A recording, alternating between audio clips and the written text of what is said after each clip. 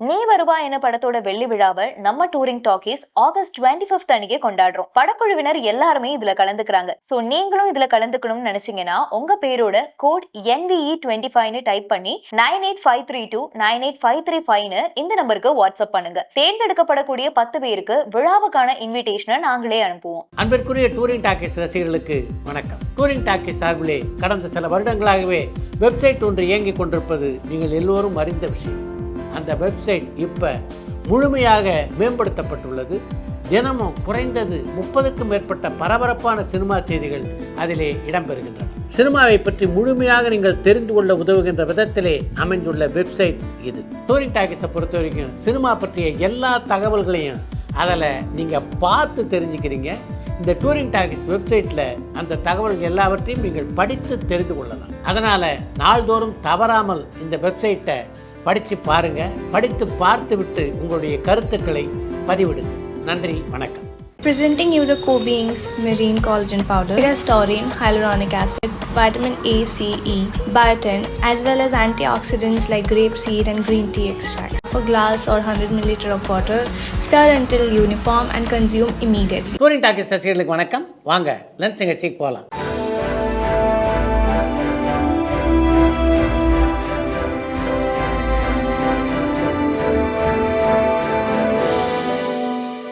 என்னம்மா முதல் கேள்வி? ரஜினியை அறிமுகப்படுத்தின பாலச்சந்தர் ஏன் ரஜினியை ஹீரோவா அறிமுகப்படுத்தல?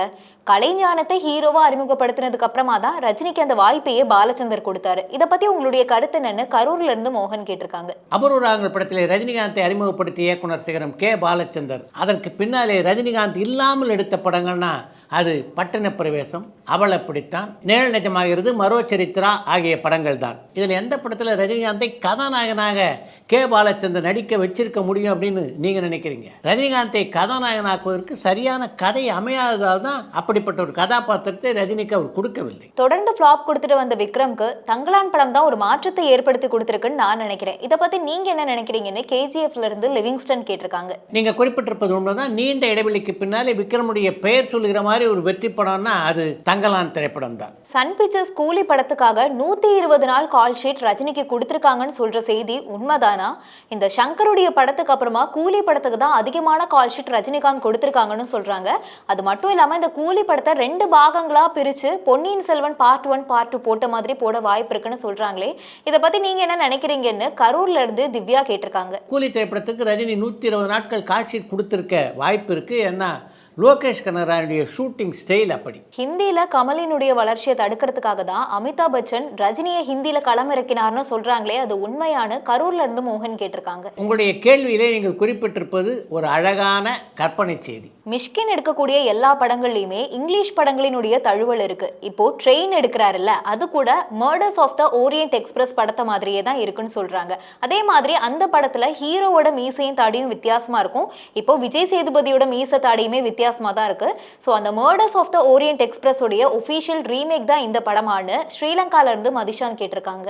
மிஷ்கினுடைய இயக்கத்திலே உருவாகி கொண்டிருக்கின்ற ட்ரெயின் திரைப்படம் வெளிவருவதற்கு முன்னாலேயே அது வெளிநாட்டு படத்தினுடைய தழுவல் என்று உங்களைப் போல நானும் சொல்ல தயாராக இல்லை. முதல்ல அந்த படம் வரட்டும், வந்ததுக்கு பின்னாலே படத்தை பார்த்து விட்டு அந்த படத்தை பற்றி விமர்சிக்கலாம். தமிழக வெற்றி கழக கட்சியோட கொடியேற்ற விழால விஜயுடைய ஒய்ஃப் சங்கீதா வரவே இல்லையே, ஏன் அவங்க வரல?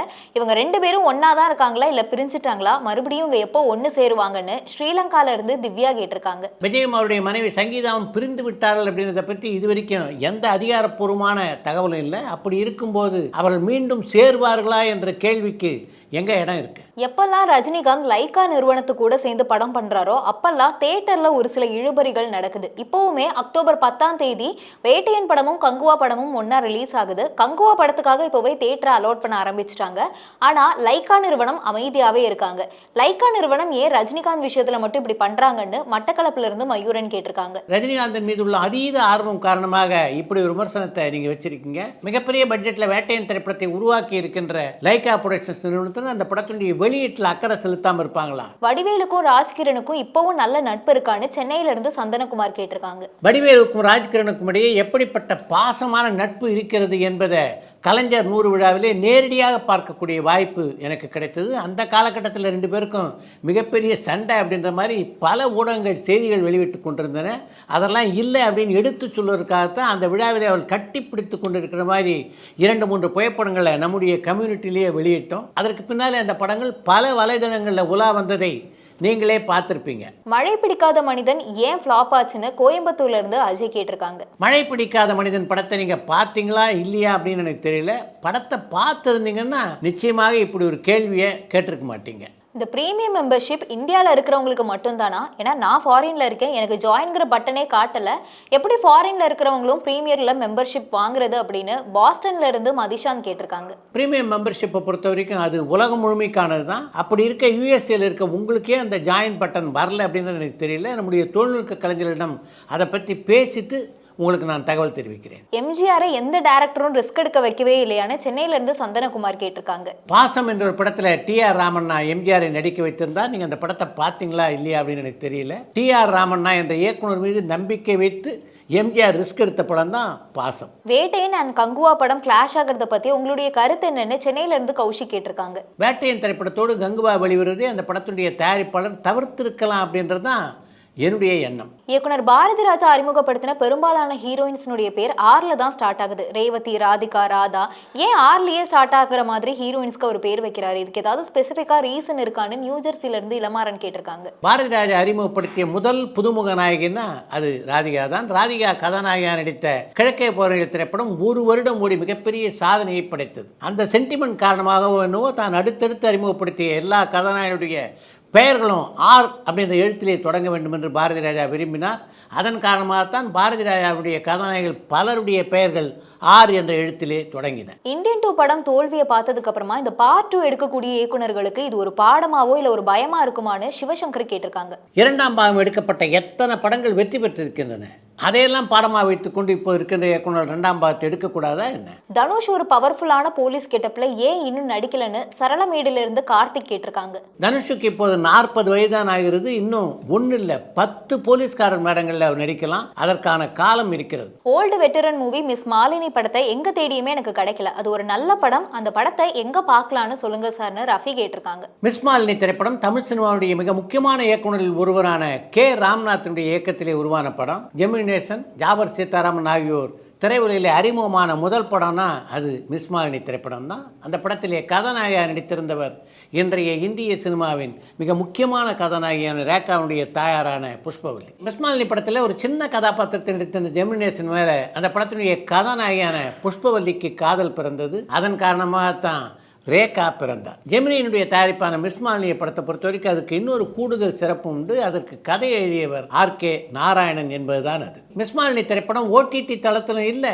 யூடியூப் தளத்திலும் இல்லை. எஸ்பிபி இது வரைக்கும் திரையில மட்டுமே எத்தனை பாடல்கள் பாடியிருக்காரு? அதுல உங்களுக்கு பிடிச்ச பாடல் என்னன்னு கடலாடியில இருந்து பாலசுப்ரமணியம் கேட்டிருக்காங்க. 16 மொழிகளில் ஏறக்குறைய 40,000 பாடல்களை பாடி மிகப்பெரிய சாதனையை படைத்த ஒரு கலைஞர் தான் எஸ்பி பாலசுப்ரமணியம். அவர் பாடிய பாடல்களில் எனக்கு பிடித்த பாடல்கள்னு ஏதோ 1-2 குறிப்பிட்டு சொல்கிற மாதிரி அவர் பாடிட்டு போயிருந்தால் பரவாயில்ல. அவர் பாடிய பாடல்கள் எனக்கு பிடித்த பாடல்கள் எண்ணிக்கையே பார்த்தீங்கன்னா ஒரு 500-600 தாண்டும். அப்படி இருக்க அந்த பாடல்களுடைய பட்டியல் எல்லாவற்றையும் எப்படி இந்த நிகழ்ச்சியில் பதிவு செய்ய முடியும்? அனுமோகன் இயக்கின நினைவு சின்னம் படத்தை இன்னைக்கு பார்த்தா கூட புது படம் பார்க்குற மாதிரி இருக்கு.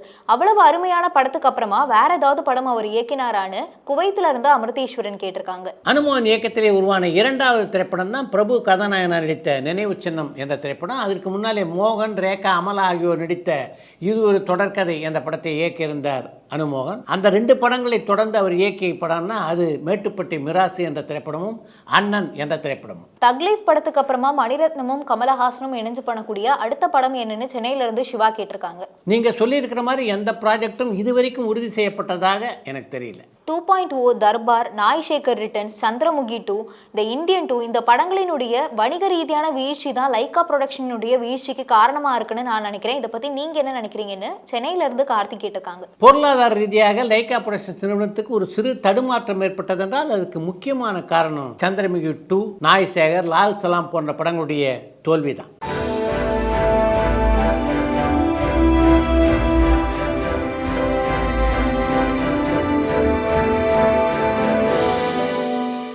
நடிகர் கன்னட பிரபாகர் பத்தி உங்களுக்கு தெரிஞ்சதை சொல்லுங்கன்னு ரஃபி கேட்டிருக்காங்க. ஒரு காலத்திலே வில்லன் நடிகர்ல கன்னட பட உலகின் முடிசூடா மன்னராக இருந்தவர் தான் பிரபாகர். என்னுடைய ஜல்லிக்கட்டு படத்தில் கூட அவர் தான் ஒரு முக்கியமான வில்லன் கதாபாத்திரத்தில் நடிப்பதாக இருந்தது. கடைசி நேரத்தில் அது சரியாக வரல. அதன் காரணமாகத்தான் அவர் நடிக்க இருந்த வேடத்திலே நான் நடிக்க வேண்டிய ஒரு சூழ்நிலை ஏற்பட்டது. அடுத்து இன்று ஒரு தகவல். அன்றைக்கு அவன் அவள் அது என்ற படத்தினுடைய 100வது நாள் விழா நடைபெற்றது. அந்த விழா முடிவடைந்து பரிசு கடைத்துடன் வெளியே வந்து கொண்டிருந்தார் அந்த படத்தினுடைய இயக்குனரான முக்தா சீனிவாசன். சிவகுமார், லட்சுமி, ஸ்ரீபிரியா ஆகிய மூவரும் நடித்த திரைப்படம் தான் அவன் அவள் அது என்ற திரைப்படம். முக்தா சீனிவாசன் வெளியே வந்தபோது திரையுலக பிரமுகர் ஒருவர் முக்தா சீனிவாசனை பார்த்து பாராட்டுக்கள் என்றார். உடனே முக்தா சீனிவாசன் நன்றி என்று சொல்ல, உங்களுக்கு எதுக்காக நான் பாராட்டுக்கள் சொன்னேன் தெரியுமா? லக்ஷ்மியை வச்சு ஒரு படத்தை எடுத்து முடித்து அந்த படத்தை வெற்றி படமாகவும் ஆக்கியிருக்கீங்களே, அந்த அசுர சாதனைக்காகத்தான். எப்படி அவரை வச்சு நீங்கள் சமாளிச்சிங்க என்று முக்தா சீனிவாசனை பார்த்து கேட்டார் அந்த திரையுலக பிரமுகர். அவருக்கு எந்த பதிலும் சொல்லாமல் சிரித்தபடியே போய்விட்டார் முக்தா சீனிவாசன். கட்டு அடுத்த காட்சி. ரஜினிகாந்த், லட்சுமி ஆகிய இருவரும் நடிக்க முக்தா சீனிவாசன் இயக்கத்தில் உருவான பொல்லாதவன் என்ற படத்தினுடைய படப்பிடிப்பு மைசூரிலே நடைபெற்று கொண்டிருந்தது. அப்போது அங்கே வந்த கன்னட பட இயக்குனர் ஒருவர் லட்சுமியை பார்த்துவிட்டு முக்தா சீனிவாசன்கிட்ட, நீங்களும் என்ன போல லக்ஷ்மியினுடைய தீவிர ரசிகரா? ஏன் இருக்க மாட்டீங்க? லக்ஷ்மி மாதிரி ஒரு டெடிக்கேஷன் ஒரு நடிகையை எங்கே பார்க்க முடியும்? ஒரு படத்துக்கு ஒத்துழைப்புன்னா அந்த அளவுக்கு ஒத்துழைப்பு கொடுக்கக்கூடிய ஒரு அற்புதமான நடிகை அவர் என்று லக்ஷ்மியை மனமாற பாராட்டினார். ஒரு பக்கம் அவன் அவளது படத்தினுடைய 100வது நாள் விழாவிலே அப்படி ஒரு அனுபவம் முக்தா சீனிவாசனுக்கு, இன்னொரு பக்கம் பொல்லாதவன் படப்பிடிப்பிலே இப்படி ஒரு அனுபவம். அந்த அனுபவத்தை பற்றி குறிப்பிடும்போது என்னை பொறுத்த வரைக்கும் இது மாதிரி எல்லா நடிகர்களை பற்றியும் பேச நான் கேட்டிருக்கேன். நடிகர்களுடைய டெம்பர்மெண்ட் இருக்குது, அது கொஞ்சம் மாறுபட்டதாகத்தான் இருக்கும். அதை புரிந்து கொண்டு நடந்தோம் என்றால் எந்த பிரச்சனையும் எழ வாய்ப்பில்லை. அதை புரிந்து கொள்ளாதவர்களால் தான் திரைப்பட உலகிலே சில சிக்கல்கள் எழுகின்றன என்று குறிப்பிட்டிருக்கிறார் முக்தா சீனிவாசன். இத்துடன் இன்றைய லென்ஸ் நிகழ்ச்சி நிறைய பெறுகிறது. மீண்டும் அடுத்த லென்ஸ் நிகழ்ச்சியிலே சந்திப்போம். ஒரே பாடல் உலகம் முழுக்க உங்களை பிரபலமாக்கிச்சு அந்த பாட்டை பொறுத்த வரைக்கும். எங்கே போனாலும் நம்மளை விட மாட்டாங்க சார். இப்போ நம்மளுக்கு ஒரு இதுவாக இருக்கும், அது அப்படி தூக்கம் இருக்காது. எஸ்பி பாலசுப்ரமணியம் ஏசுதாஸ் சொல்கிறான், பழகக்கூடிய வாய்ப்பு உங்களுக்கு கிடைச்சதா? அப்போ ஏர்போர்ட்டில் தான் சந்தித்தோம். அவர் அண்ணன் கலந்து எஸ்பி சாராங்க. ஐயோ வாங்கணும், அதெல்லாம் அவ்வளோதான். ஆனால் பக்கத்து ரூமில் தான் இருந்தோம். பரபரப்பான சினிமா செய்திகள், நட்சத்திரங்களின் பேட்டிகள், சினிமா வரலாறு ஆகியவற்றை பார்க்கவும் படிக்கவும் உங்களுக்கான இணையதளம் tourantalkies.co.